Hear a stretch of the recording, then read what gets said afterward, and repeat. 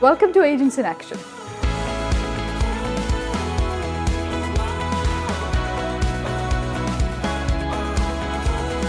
So at Purpose Lab, experimentation and conversations are a key part of how we learn and innovate.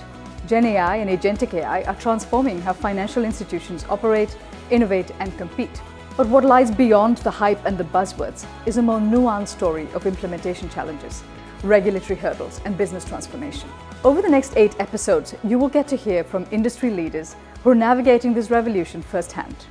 So join us for a conversation about what works, what doesn't, and how today's decisions are shaping tomorrow's financial ecosystem. A very warm welcome to our first episode of Agents in Action. At the Purpose Lab studio today, we have Pedro and we have Sanjay Saini. Pedro is a global AI and digital transformation leader.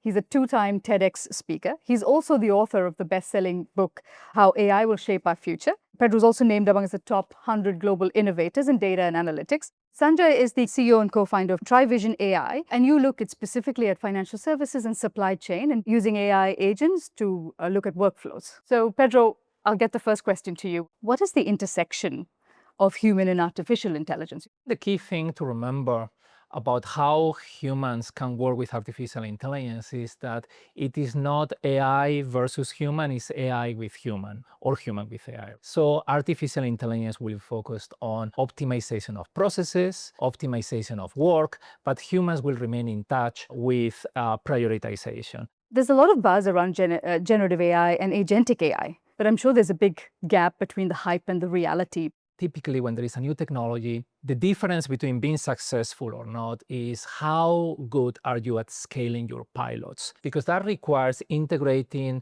the technology with your other systems that you might have in your bank or in your company. That requires integrating it with the governance of your business. That requires also changing in the processes, changing the mindsets so that pilot can scale. Are the financial institutions, really looking at AI's true potential, or are they missing the mark? All financial institutions are looking at artificial intelligence. Nobody is betting against artificial intelligence. And every financial institution is starting to build a roadmap of what are the use cases that they want to implement in order to transform the business. When I look at financial institutions now, the legacy systems and the way the organization is designed, it's just so much friction in implementation. Most of the friction does not come from the technology itself, it comes from the people. For internal employees, there has to be a big emphasis on training people, all the employees on AI systems that they can use in their daily life, how they can create agents that are helping them with their email, how they can create agents that are helping them with daily tasks that they have in the normal life, how can they make best use of chatbots and these kind of applications. So there are a number of courses that focus on that, and they are very, very successful. I think this is a must for internal employees.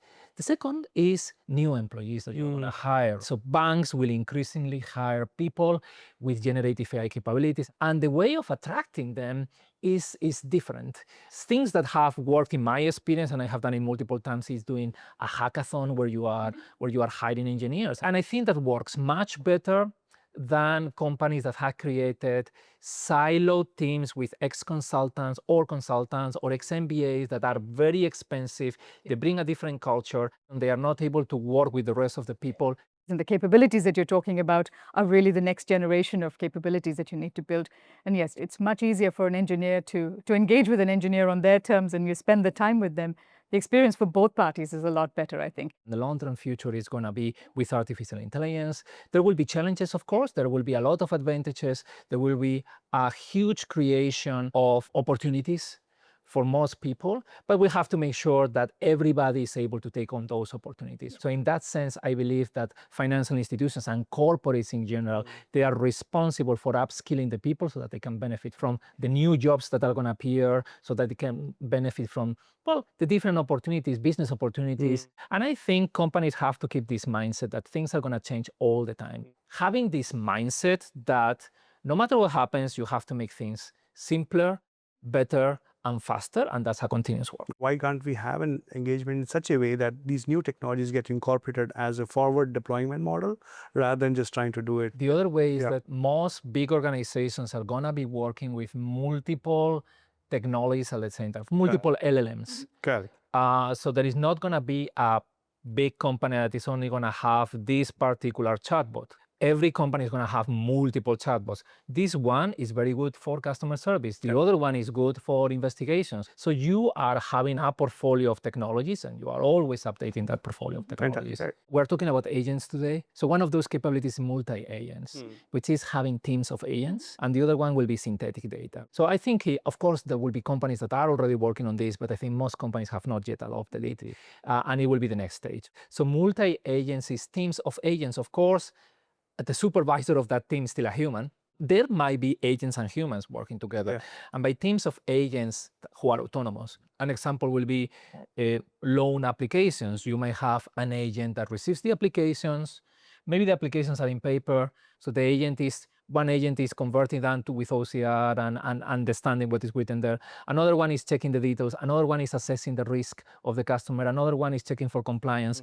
Another one is specialized in communicating to the customer, hey, this information is missing. This is the documents that you have to sign. Another one after that might be specialized in monitoring how the payments of the client. So then you have a team of agents, and in that team, certain parts might be done by human beings. You will still have this maker-checker dichotomy that we have in banks, in which certain parts of the maker are AI, certain parts of the checker could be AI as well, but the human is always in the loop. Actually, this is a good one because Sanjay and I have been like head deep in the maker-checker process.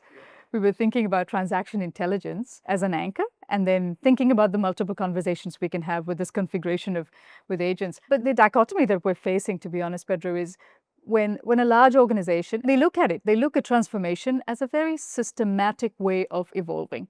So the digital transformation journey has a start and it has an end. And it's usually, they look at perfection over 5 years.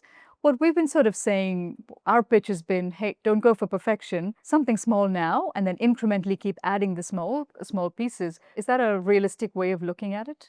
I think that transformation is a continuous transformation. Particularly, we are talking about human transformation. Banks in this part of the world, in Indonesia, Malaysia, Singapore, they started to bet very heavily on digital transformation. Many banks already have assistants for relationship managers. It's now it comes with generative AI. You have to see it as a continuous exercise so that you keep competitive, so that you are continuing giving the best you can to your customer and to society at large, because I think big companies, particularly now in the age of AI, they have to take responsibility. They have to take responsibility for training people. They have to take responsibility for maintaining humans as the center of this change and maintaining humans in control. What are key capabilities which can be really helpful to make ethical and responsible AI usage? So there are many aspects of ethics in AI. So one of the aspects is transparency. Implementing transparency is with traditional analytics is relatively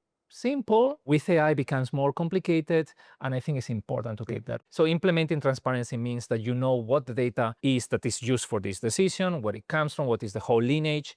You understand how you are able to explain how the decision is made in terms of algorithm. Sometimes you might not be able to say it in detail, but you understand the drivers and you understand roughly how it works. The second part that is very important is consent.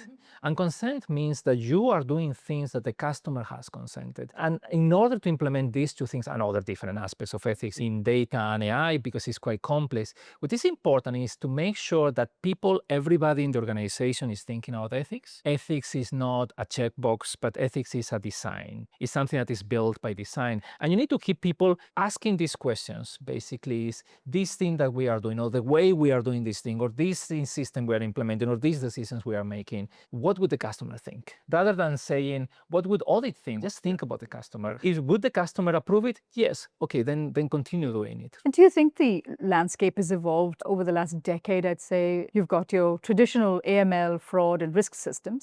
And because they've always been rule-based, there's a big role that generative AI and AI agents can play in sort of moving that, at least shifting that a couple of notches up. But the willingness of the banks to sort of explore that has been a little bit, I don't think it's the unwillingness, it's just how to navigate that landscape has been a bit challenging. What generative AI can do to help in fraud in particular is with the investigations. There are a number of flags that are a number of alarms that happen. Those alarms probably will continue being rule-based. Then there is an analysis. That analysis often is done by a person. It can take a lot of time. But with generative AI, you can automate the research, you can automate the case, and you can identify whether this is a case that is easy to handle by AI, or is a complex case because there are many parties involved, because there are different alarms, and then you decide that case to be handled by a human. So the right way of understanding the autonomy is exactly that. Is one of the zones is completely AI, the other extreme will be completely human. And then you have in the middle either the process is run by AI and checked by a human, or the process is done by a human and checked by AI. Most of the teams working with these systems are asked, they're not the traditional teams that we generally put in front of AI systems and ask them to sort of absorb it, right? So these are the compliance teams or the risk teams, and these are teams that we traditionally didn't want them to engage with technology as much. That was not part of their scope. But when you talk to these teams and you show them how a bot can, for example, automate the research process for a fraud case, they love it because it's very, very simple. Because basically is, hey, I am suspecting that this particular company might be doing something strange. Could you please write a report with all the publicly available information about this company? Now it's not only internal data, but you can absorb external data from public sources and bring both the information together to really identify something bad is happening here. You're the best-selling author in 2024. The book was released. Tell us a little bit more about it. So this is my first book, got published a few months ago.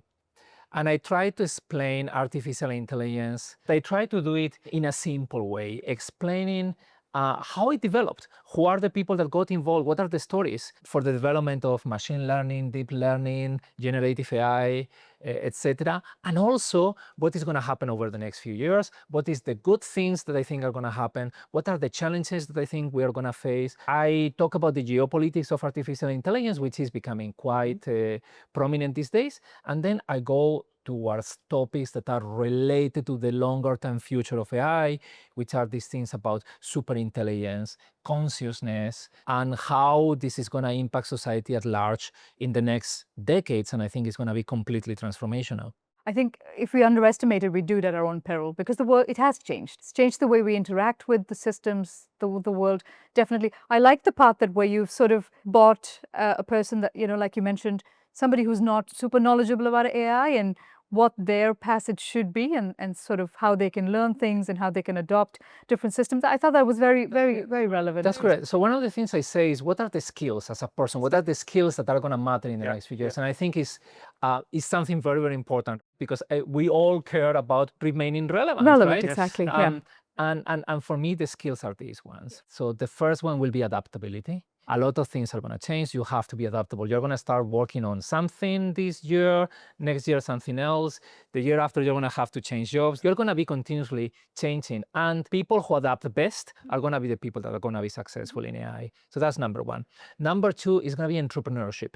It's about finding new ways. It's about finding new things. It's about doing things different, enabling changes in your business, in your daily life. And the last one for me is critical thinking. And critical thinking means fundamentally, we are not outsourcing our thinking capacity to ChatGPT or to a chatbot. We are still thinking.